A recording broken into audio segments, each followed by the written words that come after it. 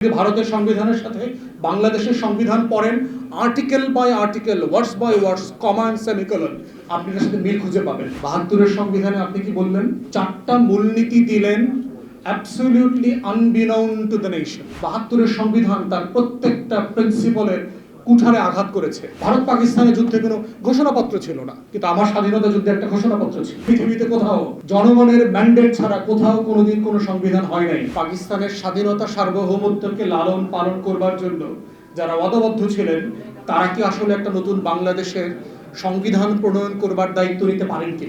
জুলাই সনদ নিয়ে কথা বললে কতগুলো ট্যাগ করা হচ্ছে এখন। তার ভিতরে একটা হচ্ছে যে আমরা স্বাধীনতা বিরোধী, ৭২-এর সংবিধানকে আমরা ছুঁড়ে ফেলে দিতে চাই, এবং যেটার বাই ডিফল্ট মানে হচ্ছে যে আমরা মুক্তির লড়াই, ৭১-এর যে স্বাধীনতা সংগ্রাম তা সেগুলোকে ছোট করতে চাই, হেয় করতে চাই। ৭২-এর সংবিধানটা আসলে কে তৈরি করেছে? আপনারা যদি গণপরিষদের সদস্যদের তালিকা দেখেন, তাদের অলমোস্ট প্রায় সবাই হচ্ছে ৭০-এর পাকিস্তানের যে লিগাল ফ্রেমওয়ার্ক অর্ডিন্যান্স ছিল, ইলেকশনের ফ্রেমওয়ার্ক অর্ডিন্যান্স, সেই অর্ডিন্যান্সের উপরে ভিত্তি করে নির্বাচিত সংসদ সদস্যরা। এবং তাদের আসলে ওয়াদা কি ছিল? What was their pledge to the nation ইলেকশনে? যে তারা পাকিস্তান নামক রাষ্ট্র, তার স্বাধীনতা, তার সভরেন্টি, তার সংবিধানকে মান্য করবেন। That was their plays.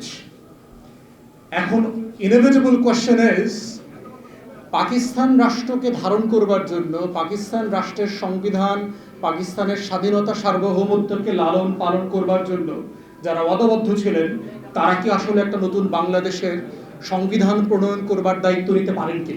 তাহলে যেই সংবিধানটার সম্মতি জনগণের কাছ থেকে নেওয়া হয় নাই, সেই সংবিধানটা আমার ওই ঘোষণাপত্রের সংবিধানটা কিভাবে হইল? যে একটা ফ্রি রিপাবলিকের কনস্টিটিউশন, যেটার জন্য কোনো ম্যান্ডেট নেওয়া হয়নি জনগণের কাছ থেকে। স্বাধীন দেশে পৃথিবীতে কোথাও জনগণের ম্যান্ডেট ছাড়া কোথাও কোনোদিন কোনো সংবিধান হয় নাই। আপনি পোস্টও কিছু করেন নাই, প্রিভিয়াসলি কিছু করেন নাই, কিন্তু জনগণের উপরে চাপিয়ে দিচ্ছেন as if this is the only document to জাজ the nation right or wrong. পৃথিবীর ইতিহাসে আমরা যারা আইনের ছাত্র, সবচেয়ে ব্যাডলি ড্রাফটেড কনস্টিটিউশনের একটা হচ্ছে এই ৭২-এর সংবিধান, সবচেয়ে বাজেভাবে লিখিত সংবিধান।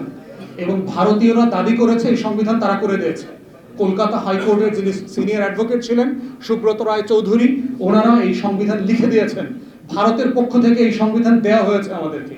এবং আপনি যদি ভারতের সংবিধানের সাথে বাংলাদেশের সংবিধান পড়েন, article by article, words by words, comma and semicolon, আপনি এর সাথে মিল খুঁজে পাবেন। Except the federal state. Bharat একটা ফেডারেল স্টেট, তার যে কাঠামোগত পার্থক্য আছে এটার সাথে আমার সংবিধানের, আমরা ফেডারেল না ইউনিটারি মডেলের স্টেট, সেই স্টেটের যে ডিফারেন্স। এছাড়া বাকি সকল প্রভিশনের ভিতরে আপনি সেটার পাবেন, মিল খুঁজে পাবেন। আমার গর্বের জায়গা কোথায়? যে আমার একটা রক্তস্নাত যুদ্ধের মধ্য দিয়ে আমি একটা দেশ পেয়েছি। আমার হাজার হাজার মানুষ জীবন দিয়েছে এই দেশটার জন্য।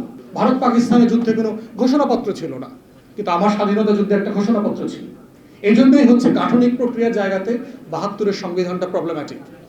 এখন আসি সাবস্টেন্সে। আমার ঘোষণাপত্রে বলা ছিল যে এই বাংলাদেশ রাষ্ট্রটা ৩টা মূলনীতির উপরে ভিত্তি করে পরিচালিত হবে। ৭২-এর সংবিধানে আপনি কি বললেন? নতুন করে ৪টা মূলনীতি দিলেন, অ্যাবসলিউটলি আনবিনাউন টু দ্য নেশন। আমাদের কারো কাছে জানা ছিল না যে 4টা জিনিস কোত্থেকে আসলো। ৭০-এর আওয়ামী লীগের ইলেকশন ম্যান্ডেটে ছিল না, আওয়ামী লীগের দলীয় কনস্টিটিউশনে ছিল না, ৭১-এর যুদ্ধে ঘোষণাপত্রে অথবা ৭১-এর কোনো কনভারসেশনে ছিল না। সাডেনলি ৭২ সালে এই 4টা মূলনীতি কোত্থেকে আসলো?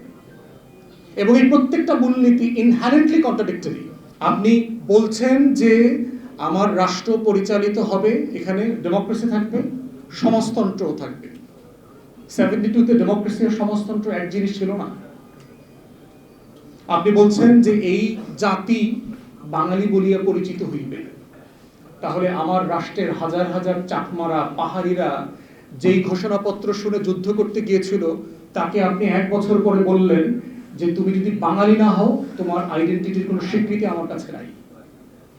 তাহলে ওই যে ফ্রি, ইনক্লুসিভ, ডেমোক্রেটিক রিপাবলিকের কথা বললেন, সেই রিপাবলিকের প্রত্যেকটা এসেন্স এন্ড প্রিন্সিপালের সাথে এই 4টা মূলনীতি যায় না সিম্পলি।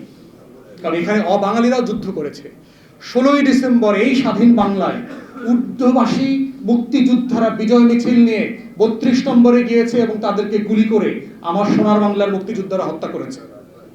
উর্দুভাষী মুক্তিযোদ্ধা। চাকমাদেরকে শেখ মুজিব বলেছিল বাঙালি হয়ে যাওয়ার জন্য। তাহলে আপনি এই রাষ্ট্রটা তৈরি করলেন যে প্রিন্সিপালের উপরে ভিত্তি করে 72-এর সংবিধান তার প্রত্যেকটা প্রিন্সিপালের কুঠারে আঘাত করেছে। তাহলে এই সাবস্টেন্স দিয়ে আপনি এই রাষ্ট্রটাকে ইনক্লুসিভ কিভাবে ধরে রাখবেন? আপনি মানে গণতন্ত্র রাখবেন, আপনি আবার সমাজতন্ত্র রাখবেন।